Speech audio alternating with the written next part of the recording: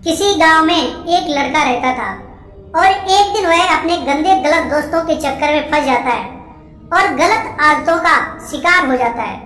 उसकी उम्र 20 साल थी। उम्र तो बढ़ रही थी लेकिन उसका शरीर नहीं बढ़ रहा था। दिन पे दिन उसकी हालत खराब होती जा रही थी। जवानी में ही उसका शरीर किसी बूढ़े व्यक्ति के समान हो गया। उसके घर वाले उसका ये हाल देख देख के उसके भविष्य के बारे में सोच सोच के बहुत चिंतित रहते थे। और एक दिन वह उस लड़के को किसी अच्छे से वैद्य के पास लेके गए। वैद्य ने उस लड़के के शरीर में प्रोटीन और विटामिन की भारी कमी बताई और कुछ दवा देके उन बाप बेटों को वापस भेज दिया। प्रोटीन और विटामिन लेने के बाद भी उसकी हालत में कोई सुधार न हुआ और धीरे धीरे ये बात पूरे गांव में फैल गई। तभी गांव के किसी बुजुर्ग ने उस लड़के का हाल देखा और लड़के से काफी देर तक बातचीत भी की। बातचीत करने के बाद बुजुर्ग ने लड़के के पिता को एकांत में ले जाकर समझाया और कहा कि तुम्हारे बेटे को ब्रह्मचर्य नष्ट करने की लत लग चुकी है और ये लत दुनिया की सबसे खतरनाक लत है।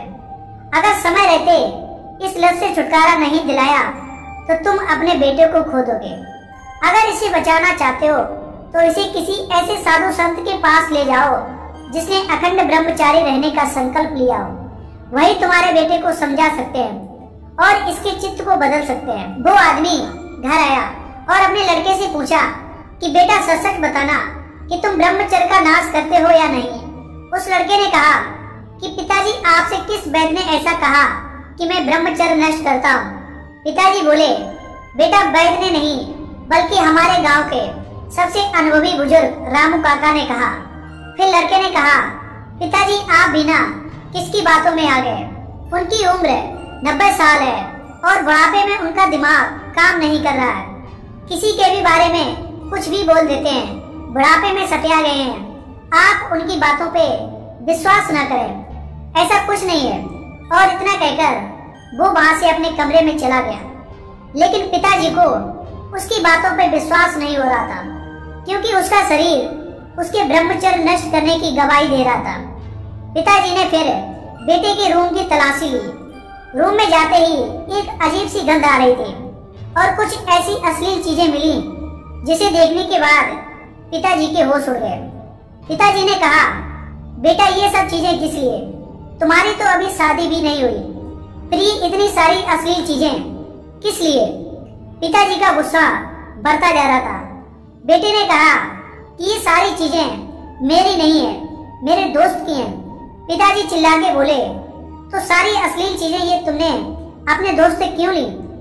बेटा पिताजी के सवाल का उचित जवाब ना दे पाया, लेकिन फिर भी पिताजी ने बेटे पे हाथ नहीं उठाया और प्यार से समझाने की कोशिश की और कहा कि देखो बेटा मैं जन्म का संगी हूँ, कर्म का नहीं।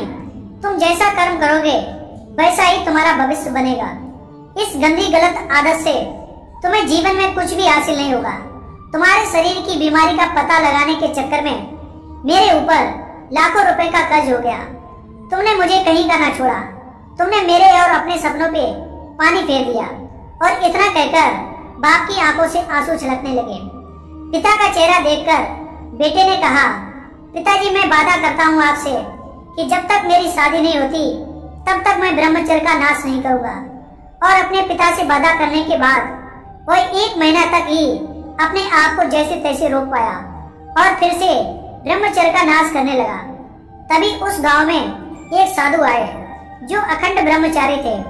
जब उस आदमी को इस बात का पता चला तो वह तुरंत उस साधु के पास पहुंचा और अपनी समस्या बताने लगा और कहा कि साधु जी मेरा बेटा पिछले 7 साल से ब्रह्मचर्य नष्ट कर रहा है। कृपया आप उसे सही रास्ता दिखाएं और उसे बचाएं।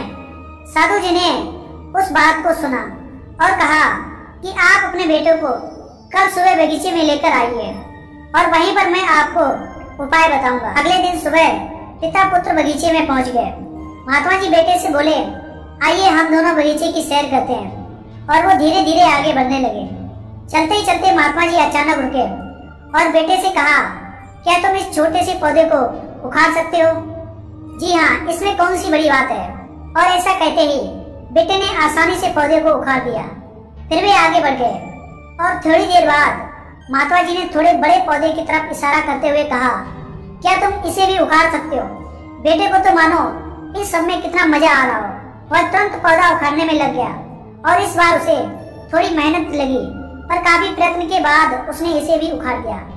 वे फिर आगे बढ़ गए और कुछ देर बाद पुनः महात्मा जी ने एक गुड़हल के पेड़ की तरफ इशारा करते हुए कहा, क्या तुम इसे भी उखाड़ सकते हो? बेटे ने पेड़ का तना पकड़ा और उसे जोर जोर से खींचने लगा, पर पेड़ तो हिलने का नाम भी नहीं ले रहा था। जब बहुत प्रयास करने के बाद भी पेड़ टस से मस नहीं हुआ तो बेटा बोला, अरे ये तो बहुत मजबूत है, इसे उखाड़ना असंभव है। फिर महात्मा जी ने उसे प्यार से समझाते हुए कहा, बेटा ठीक ऐसा ही बुरी आदतों के साथ होता है।